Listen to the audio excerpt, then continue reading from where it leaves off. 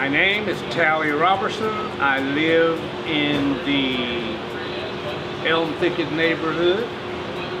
I was born and raised in this community, so I've been here all my life. My father migrated here from Marshall, Texas. Why he chose this area, I don't know. He passed away when I was 3 years old, so I really didn't know my father.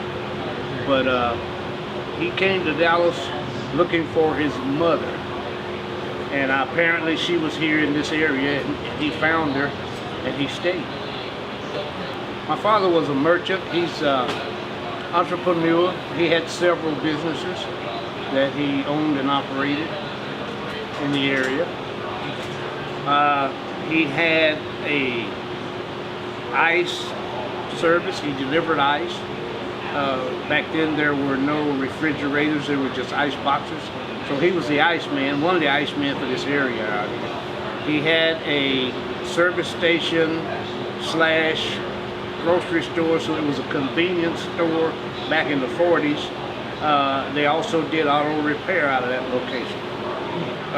Back when I was an infant and through my childhood years, well, up until 1975, we owned a retail space, 5-space retail front that we leased out to other people. So there was a pool hall, a barber shop, a grocery store, an ice cream parlor. We had everything. This was the main block, one of the main blocks in this area back in those times in the 50s, all through the 50s, early 60s, because everything else, the nightlife and so forth that was up on Mockingbird and Roper, all of that was gone. All of this over here on this side of Lemon over here was gone. Back when Lemon was a 2-lane highway, there were businesses on both sides of Lemon, and we had a lot of successful black businessmen along Lemon Avenue and going down Hall Street into what we call the bottom. It was just all the way to Mockingbird. From this point to Mockingbird, there were businesses on both sides of the street and going west on Hall Street. So it was a pretty productive neighborhood. You had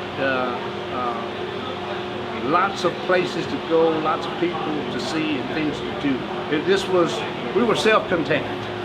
Mr. Dave, he had the barbecue place out here, was influential, and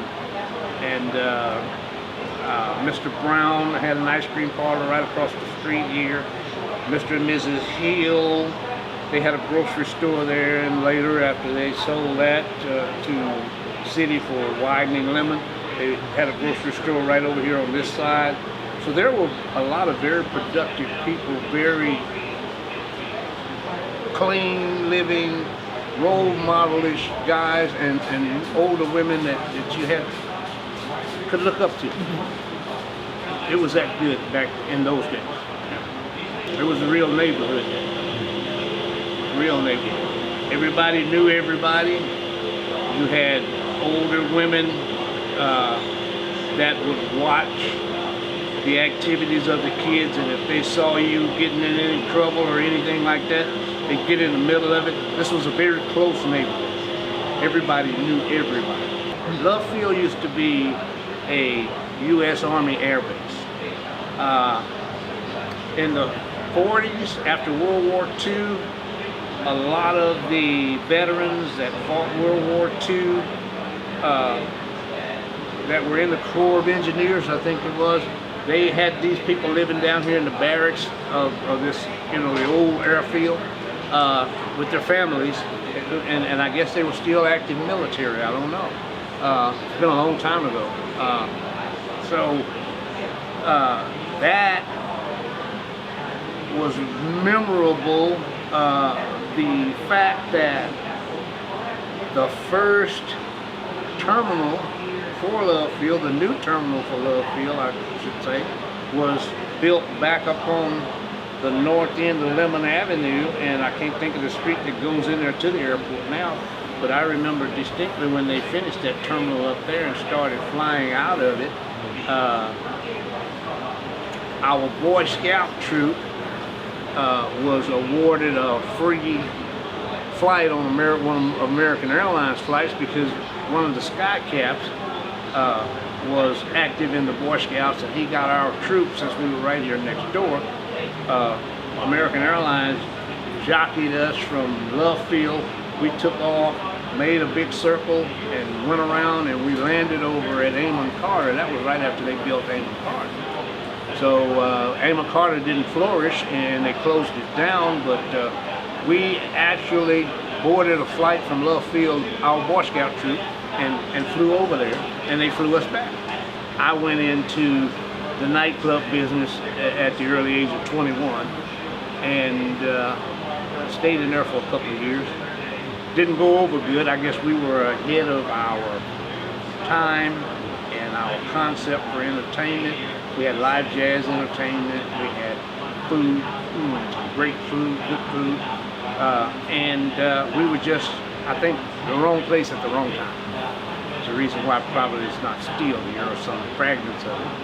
But my first experience in the business world was out here on this property in 1968. I went to work for American Airlines in '69. In '71, I think they finished DFW. Every airline that occupied Love Field at that particular time, except Southwest, signed an agreement that when they finished DFW, Love Field would basically just almost not exist except for Southwest, and all of the other major airlines that were here and operating out of Love Field went to DFW. This area was economically depressed for 40 years. So that, more than anything else, I think had a dynamic effect on this over here. Because like myself, growing up across the street from it, I got a chance to go over there when I was an adult and get a great job with a great company then.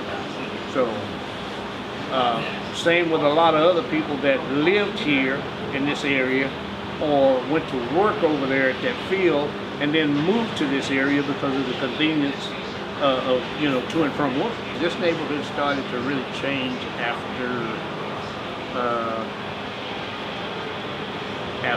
shortly after integration, say 1965, 66. I graduated in all-black high school in '65. I think our high school stayed in existence and operating until '68. And we all went to Booker T. Washington out here. We were bused past North Dallas, past whatever else was going on in this corridor from this point to Ross Avenue, downtown Dallas. Everybody from out here went to Booker T. Unless they wanted to go to Pinkston after they built Pinkston. I think that was in '68. But integration in '65 of schools, '66 of schools, was the change in that arena, because everybody was made to do.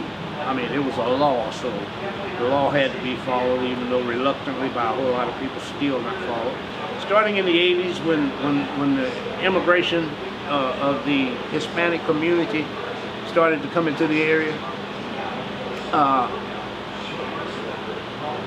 our parents, grandparents that owned property out here was either ignored or neglected and left, and most of it went for taxes. People came in and bought it up as cheap as they could get it, and that's what actually started to transpire here in this neighborhood back in the '80s. I guess it's just like every other minority neighborhood all over the country, all over the world. Crime, drugs, poverty, housing, all of those things affect here. Not anymore out here, because this is the most sought after area, I think, in the whole country. The 75209 zip code is on fire. I don't see this being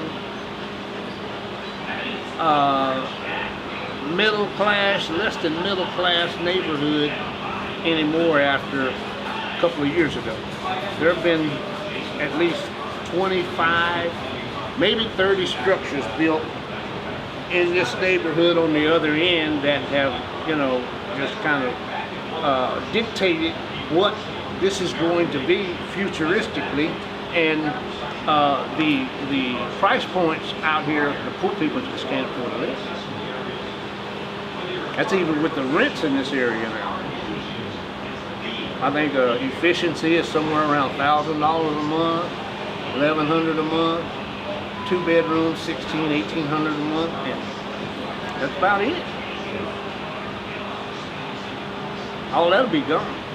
All of that is gone. We're history. Elm Thicket is history.